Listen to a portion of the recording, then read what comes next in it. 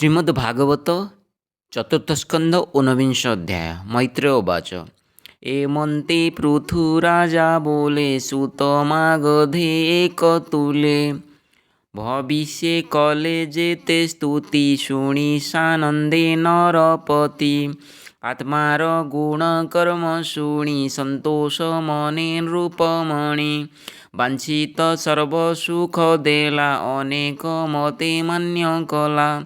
ब्राह्मण आदि चारि वर्णे अमात्य पुरोहित जने। सकल प्रजाजन आणी संतोष कला नृपमणि। विदुरोवाच। केमन्ते गोरुरूप धरि क्षीरस्रविलाप सुन्दरी। स्वभावे से बहुरूपिणी केवा महिमा तार जाणी। स्वभावे से अनंत रूपी विषम रूपे अछि व्यापी। काहाकु केमन्ते दुहिला दोहे दोहने वत्सा के होइला। स्वभावे शरीर विषम केवा ताहाकु कला सम। कियर्थे अश्वमेध कला इंद्र किं पाई अश्व नेला। सनत कुमारंक मेले ब्रह्म संपादि केते काले। ताहांक तहु ज्ञान पाई पशिला निज तेजे जाई। जे ब्रह्म परम कारण अशेष जीव परित्राण। कियर्थे प्रभु नर हरि जगते पृथुरूप धरि। सुपुण्य कथा विचारिले सुजस जगते रखिले। से कथा कह मुनि मोते मु तोर सेवक उचिते। तहिर कह प्रतिकार भोमुनि नमु तो पयर। विष्णुर कथा पुण्यसार जा शुणि निस्तरे संसार। जाहार नाम गुण जस निगमे करन्ति विश्वास। केमन्ते पृथुरूप हरि दोहन कले वसुन्धरी। श्रुतोवाच।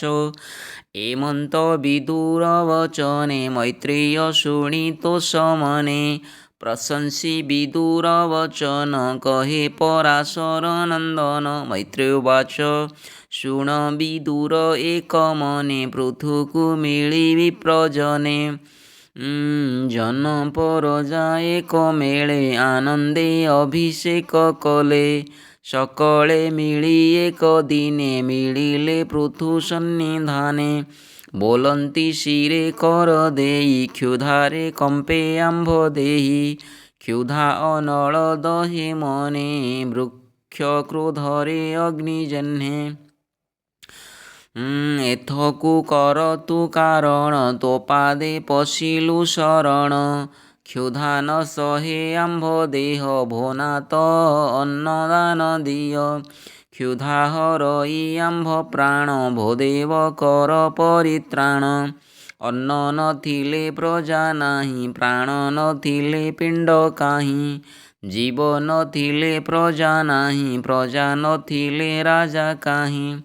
एमंत प्रजांक रोदन शुणिण छन्न पृथुमन। बोलई अन्न के हरिला तुम्भंकु एते दुख देला। शुणि बोलन्ति प्रजा जने शुण राजन स्थिर मने। तो पिता अराजक काले ए भूमि गोरु रूप बळे। रात्रे सकल शस्य खाई दिवसे समुद्रे लुचई। आंभर शस्य बीज बळे भक्षिला क्षुधार विकळे। ताहाकु केबेहि न देखि एणु होइलु आंभे दुखी। भोदेव कहिलु स्वरूप खंड ए घोर उपताप। एमंत प्रजावाक्य शुणि पृथ्वी चारे मने गुणी।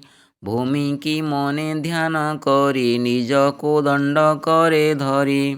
बाण निवेशी धनुर्गुणे त्रिपुर दाहे रुद्र जह्ने। धरणी पृथु तेज देखि धाइला समुद्र उपेक्षी।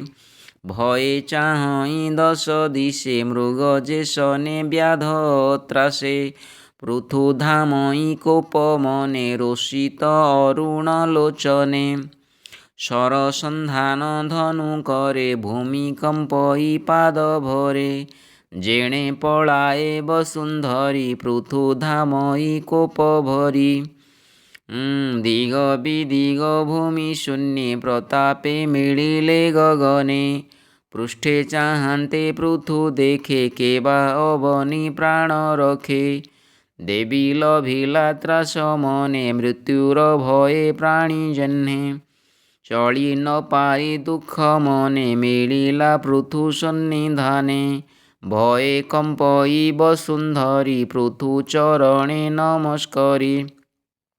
ନ ଦେଖି ନିଜ ପରିତ୍ରାଣ ବିନୟେ କହିଲା ବଚନ। ତୁ ମହାଭାଗ ଧର୍ମବେତ୍ତା ଭୂତ ବତ୍ସଲ ସର୍ବଜ୍ଞାତା। ପ୍ରାଣୀ ରକ୍ଷଣେ ଜନ୍ମ ତୋର ତୁ ନାଥ ଶରଣ ସୋଦର। ମୋହର ହିଂସା ତୁ ନ କର ନୁହଁ ଅପରାଧୀ ତୋର। ଭୋ ରାଜା ଶୁଣ ମୋ ବଚନ ମୁଁ ନୁହେଁ ବଧକୁ କାରଣ। ସ୍ତ୍ରୀ ଗୋବଧ ମୋର ମଲେ କେଶନେ ସମ୍ପାଦିବୁ ଭଲେ। ଏକ ମାରଣେ ବେନି ଦୋଷ ସଂସାରେ ଥିବ ଅପଯଶ। ସ୍ତ୍ରୀଲୋକ ଅପରାଧ କଲେ ପଣ୍ଡିତ ନ ଧରନ୍ତି ଭଲେ। ତୁ ନାଥ କରୁଣା ସାଗର ଦୁଃଖୀ ଦରିଦ୍ରଙ୍କ ସୋଦର। ଦଦରା ନାବ ପ୍ରାୟେ ମୁହିଁ ଏ ଭରା ସହି ନ ପାରଇ। ମୋହର ମଲେ ଏ ଜଗତେ ଏ ପ୍ରଜା ରଖିବୁ କେମନ୍ତେ। ଅଶେଷ ଜୀବ ଭାରା ଭର ଧରିଛି ମୋହର ଶରୀର। ଏମନ୍ତ ଅବନି ବଚନେ ପୃଥୁ କହଇ କୋପ ମନେ। ପୃଥୁବାଚ ଶୁଣ ଧରଣୀ ମୋ ଉତ୍ତର ମୁଁ ମଲେ ମୋର ନାହିଁ ଡର। ଶୁଣ ଧରଣୀ ମୋ ଉତ୍ତର ତୁ ମଲେ ମୋର ନାହିଁ ଡର। ମୋହର ଆଜ୍ଞା ଭାଙ୍ଗୁ ତୁହି ତୋର ମାରଣେ ଦୋଷ ନାହିଁ। ପିତା ମରଣେ ଅରାଜକେ ସକଳ ଶସ୍ୟ ବୀଜ ସୁଖେ। ଖାଇଲୁ ଗୋରୁ ରୂପ ହୋଇ ସଂସାରେ ଶସ୍ୟ ବୀଜ ନାହିଁ। ଅନ୍ନ ନଥିଲେ ପ୍ରଜାଜନ କେମନ୍ତେ ରଖିବେ ଜୀବନ। ପୂଜା ନଥିଲେ ରାଜା କାହିଁ ଏ ଘେନି ତୋତେ ମୁଁ ମାରଇ। ଦୁଷ୍ଟ ମାରଣ ରାଜଧର୍ମ ଏ ତ ସ୍ୱଭାବେ ମୋର କର୍ମ। ମୁଁ ଯେବେ ନ ମାରିବି ତୋତେ ପ୍ରଜାଏ ବଞ୍ଚିବେ କେମନ୍ତେ।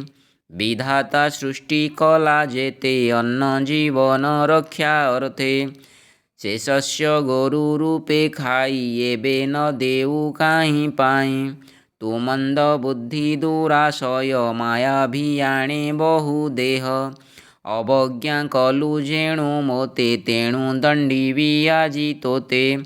ଏ ପୂଜା ପୀଡ଼ିତ ଆରତେ କ୍ଷୁଧିତ ଅନ୍ନ ଅପ୍ରାପତେ। ସେ ଦୁଃଖ ନିବାରିବି ମୁହିଁ ମୋ ବାଣେ ତୋର ମାଂସ ନେଇ। ସ୍ତ୍ରୀ ପୁରୁଷ ନପୁଂସକେ ପୀଡ଼ିତ ଯାର ତହୁଁ ଲୋକେ। ତାହାକୁ ରାଜା ନ ଦଣ୍ଡିଲେ କେବା ସଂସାରେ ଥିବ ଭଲେ। ତାର ମାରଣେ ଦୋଷ ନାହିଁ ସଂସାରେ ଧର୍ମ କଥା ଏହି। ତୁ ମାୟା ଗୋରୁ ରୂପ ହୋଇ ସକଳ ଶସ୍ୟ ବୀଜ ଖାଇ। ଅବଜ୍ଞା କଲୁ ଯେବେ ମୋତେ ନିଶ୍ଚେ ଦଣ୍ଡିବି ଆଜ ତୋତେ। ତୋର ଶରୀର ତୀକ୍ଷ୍ଣ ବାଣେ କାଟିବି ତିଳ ପରିମାଣେ।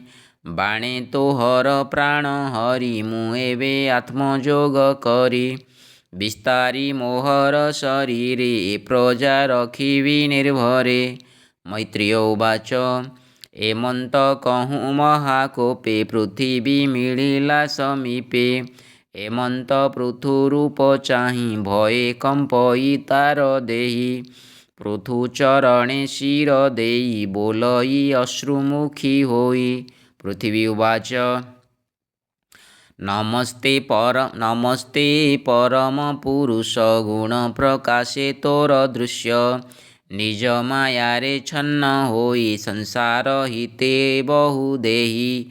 ସ୍ୱରୂପେ ଅନୁଭବ ବୃତ୍ତି ଦ୍ରବ୍ୟ କାରକ କ୍ରିୟା ରୀତି। ସକଳ କରୁ ମାୟା ଭ୍ରମେ ଉର୍ମି ଯେ ସନେ ଜଳ ଗ୍ରାମେ। माया रचना मोते करी बिहरू आत्मा रूप धरी सजी पाळीण करू अंत जे स्वयं प्रकाशे जगत ए सर्व तत्व भेद करी से पुणी कले शस्त्र धरी ए सर्व तत्व भेद करी से पुणी करे शस्त्र धरी से मोते मारिबार सधे धामई उद्यत आयुधे केबार क्षण अछि मोरे तू नाथ न करू विचारे तू निज माया तर्क बळे जंतुଙ୍କୁ सर्जुए शयळे तू नाथ धार्मिकर गुरु किंपा न बुझी मोते मारू अन्न न पाई प्रजा जेवे तोते कहिले अनुभवे तू नाथ जगत ईश्वर ए तोते नोहे अगोचर तू आदि पद्मकल्प अन्ते शुकर रूपे तोळी दन्ते मोते स्थापिलु जनहिते एवे संहारिबु के मन्ते जे जन प्रतिपाळी थाई से तोर बधन वांछई मोहर प्राय जेउ जन ईश्वर मायारे मोहन तुम्भर चेष्टा न जाणई बाळुत प्राय भ्रमई हे वीर तुम्भे जस स्मर तुम्भଙ୍କୁ मोर नमस्कार कहिली एवे तोर इच्छा जेमंत कर तोर वांछा तू नाथ जगत ईश्वर ए मोते नोहे अगोचर पृथिवी पृथुर संवाद शृणन्ते खण्डई प्रमाद चतुर्थ स्कन्धे भागवते भाषा प्रबन्धे जनहिते